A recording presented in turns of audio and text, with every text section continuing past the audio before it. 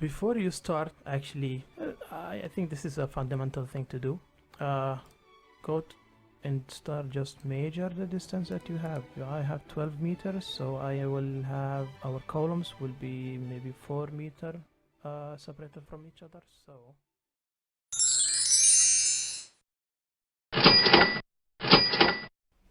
Yep. Hello everyone, this is BIM Bay 101 with Emil. I'm an architect and a BIM specialist as well. So in today's session, I'm going to share with you a really simple option. Actually, it's going to be about Revit views and grids and also setting levels. So let's ask ourselves, what does it mean actually? What does it mean to set views, grids and levels? Well, it's just an efficient way to start modeling your model. Rather you're building a house or building a bridge, you should definitely have your views, grids and levels set up correctly, so you have an easy modeling, management and control on your components. So our agenda for today's session, just simply I'm going to introduce you to the tool panels or tool panel of each one, so the views, grids and levels and how to set them. And then using these tools we are going to build or add some elements and components as foundation footings, support columns and foundation walls. So it's a really interesting way to build up your model, and let's get right to it. So guys, so we are currently in Revit looking at our 3D model. If you guys don't remember how did we implement or link this view, please check the link down below. It's a previous video that I did guide you through how to link these linked DWGs into Revit. And what we did, we linked it, and now after linking these guidelines, let's say, we will start to build up our house. If you guys didn't notice, this is actually a boundary for a house. So these are the fence house, this is some vegetation or plants or whatever you want to call it, and then these red lines are representing the house itself or the boundaries of whatever they're building over there. So just a simple thing. So how to start? First of all, set our views, right? So we need to directly face this wall because we want to build it and customize it. So we have to face this wall, and then we have another wall, so we have to face this wall, and then so this needs to be separately taken. We will take this component or this area and build it up, and then also another one and build it up. How could we do it? First, let's close the 3D model and we will go to our main view, which is in the left side in our project browser. So we will go to site plan. This is mostly the main view. This is what shows you the whole view, so the top, the site, whatever it happens. And these are levels. When you choose a structural template, this is what the default given level in Revit. So first thing that you will going to see is these small views that are just set there by default. Usually I don't work with these views. These actually are presenting the level building elevations or the elevations, so east, north, south and west. I don't really use them. I don't know, you can delete them or just hide them, or maybe we will need them. So usually I just click, go to filters, filter these levels out, and then boom, there is two choices. You can hide them or just delete them, whatever you need to do. Oh, come on, I want you to stay here. So yes, we have a clear view to our work. So the first thing that we're going to do is create reference lines around these guidelines. So we will go to the top on the structural tab, and then we scroll to the left, the end left, and select reference line. Or you can always go with RP, but I'm more of a clicky guy. I need to tick click, which is a bad thing. I advise you to use shortcuts, but I'm a Replica guy, sorry. So select our our reference plane, and then let's go to pick lines, click on pick lines, and then just identify the offset, let's say by 5 meters away from it, from our wall. 1, 2, 3, and 4. So we have 4 views, definitely working good. And then let's make it smaller in this area, close to our other lines. So this will make sense, I believe. Oh, sorry, yep, this needs to be deleted. So bum, we have our reference plane set it. So second thing to do, go on the top bar over there and just click on sections and start to set your sections. Sometimes it doesn't click on the end of any line that you want to. So if you're creating a line or something, sometimes just Revit refuses to attach to this end. So what you have to do is just click on your keyboard, click on SE, so it will snip directly. And then maybe you can change building sections. We used to these building sections,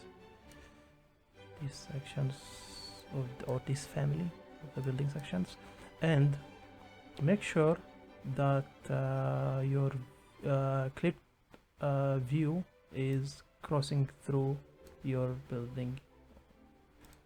That would be a better idea. Or you can, or usually also you can just go and set it here with no clip, but I would like to have certain boundaries that I can control. And then let's go and do the other side as well.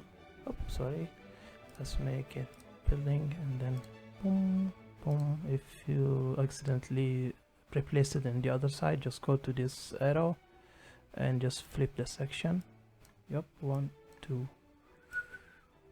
Sorry for whistling.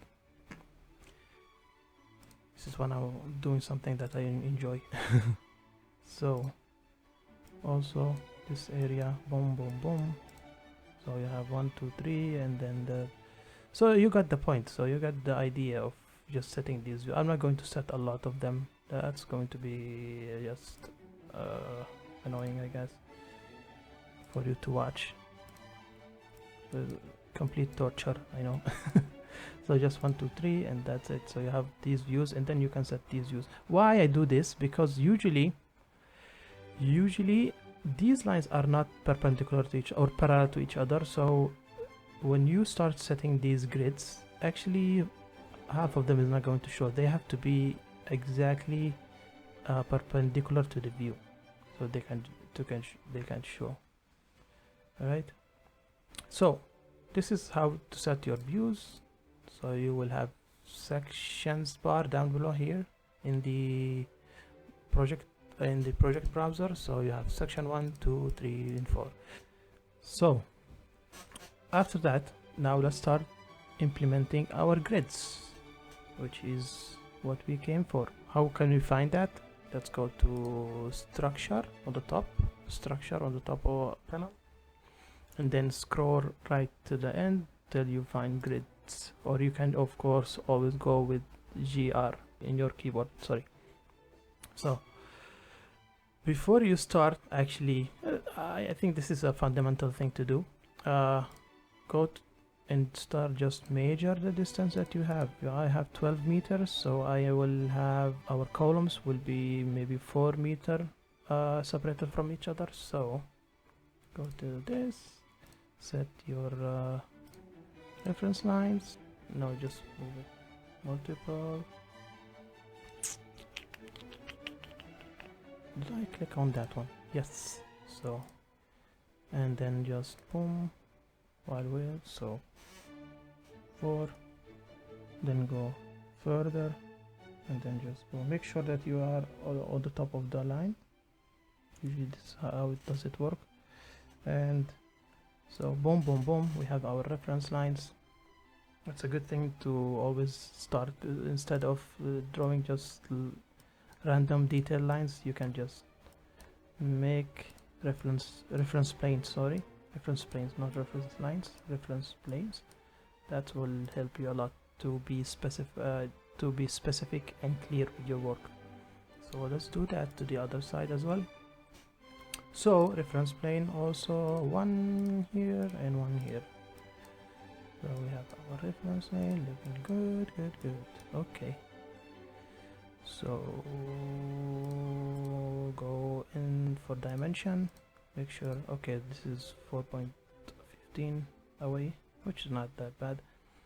And then also do the same thing to this area. Boom, right? Make measurements 6 and we have 5.24. Okay, so right now it's time for us to, you can drag these a little bit further just to present your work clearly. The clearer your work is, your lines and guidelines are, the better the work is going, right? So I'm thinking about that, but this is later on. So we go to structure and then we scroll to the right, we click on grid, and let's start implementing these grids. Usually I don't I'm a pick line guy. Always, for everything, most of things that I do, I just use this pick line, but in grids I will advise everyone to use the line. So go manually, so point 1, grid number 1, and then grid number 2, and automatically Revit does a really good job about naming these grids, and boom, right? So then make sure that these grids are actually connected to each other, so click on one of them and then make sure, okay, these are connected, so that's a good thing. And then do the same thing, structure, scroll to the right and drag from this point to that point, and also from that point to that point, and also make sure that they are connected correctly, right? So grids are set beautifully. Let's set these area also. So same thing, boom. But if it, as I said, if it doesn't catch up with the corner correctly, so you have to do is SE, and then it will help you.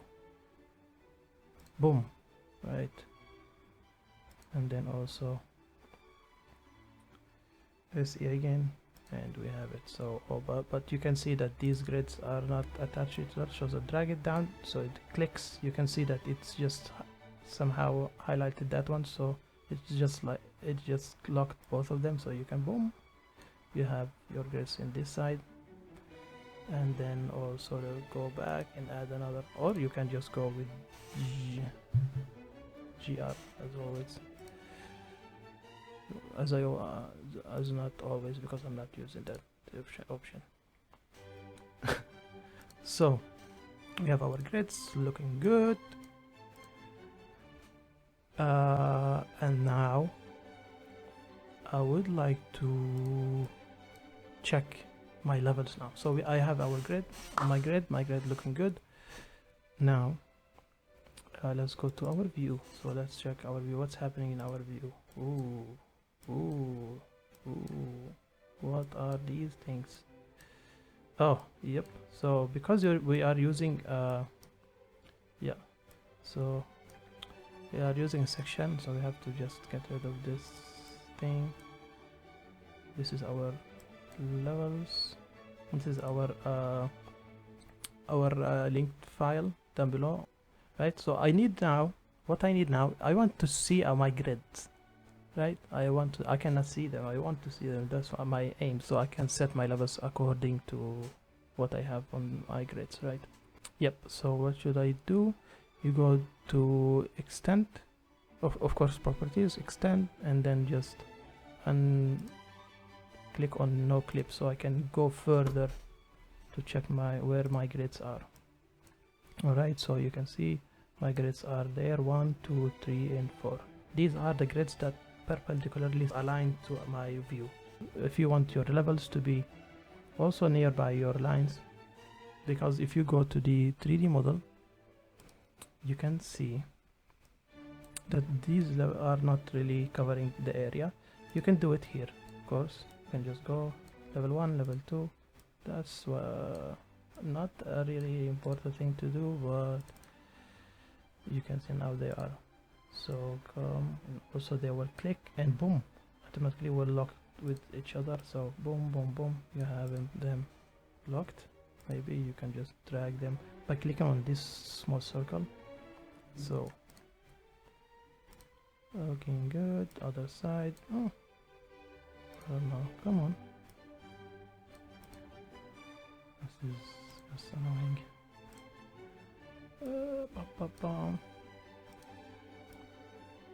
Oh, now you are blocked. Okay. So we have our levels and our grids, right? Alright, but to be honest now, I would like also to see my in the same view. I don't want to confuse you with more views, and I want to see also, for the sake of our tutorial today, let's just show them in this view. How could we do it?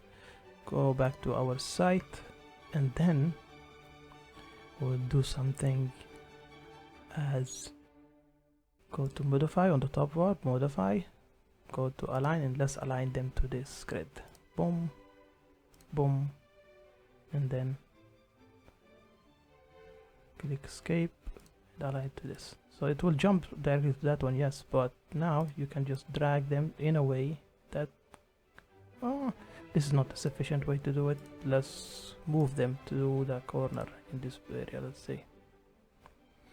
Let's move SE.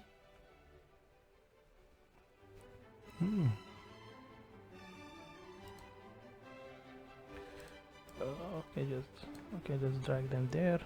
Also SE, no, let's make them stop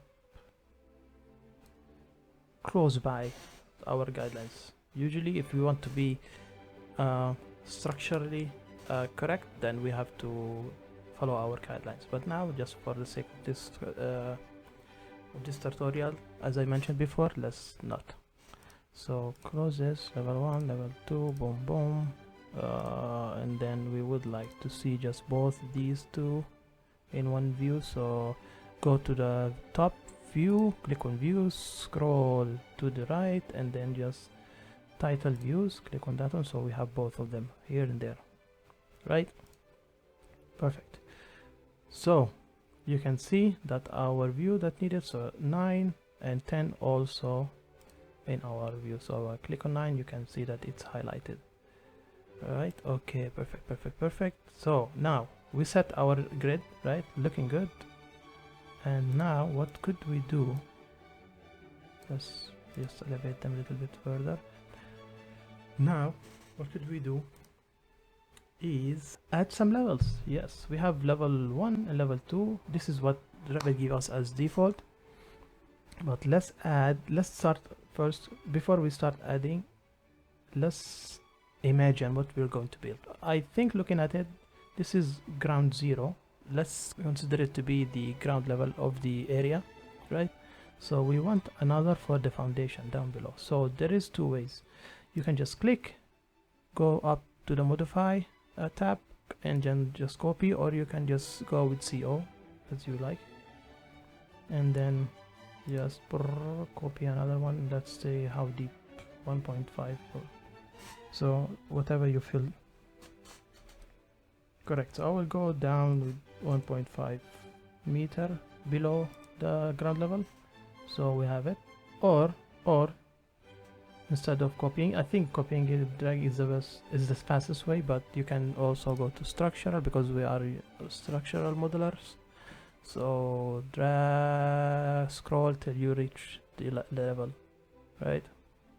You click on the level, and then let's create another level on the top, just while using this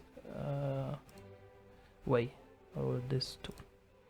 So this is 3 meter high. This is, let's make it also 3 meter high.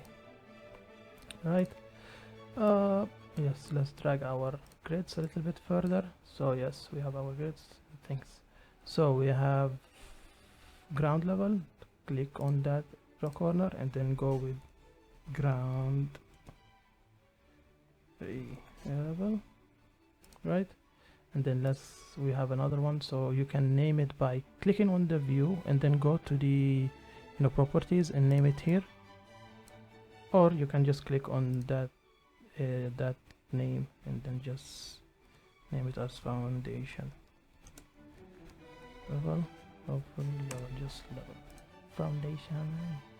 So foundation, and then let's name this on the top as first floor or first level. Just keep it consistent. And then also this one will be the second level, right? So we have our levels and views set it. Wow, perfect, sounds good. Let's drag this a little bit further. All right. If you don't want to see these sections or these views in your view, if this is too annoying, what you can do is just go to visibility graphics on overhead, or you can just click on the keyboard VV twice and then go to annotation category and just click on sections, and I don't want to see those sections, and just hide them. So we have our foundation level, ground level, first level and second level, or first floor and second floor, whatever you want to call it, right? Foundation levels. All right, so we have our levels set it correctly with all the views that we wanted, 1, 2 and 3, right? Looks good, perfect.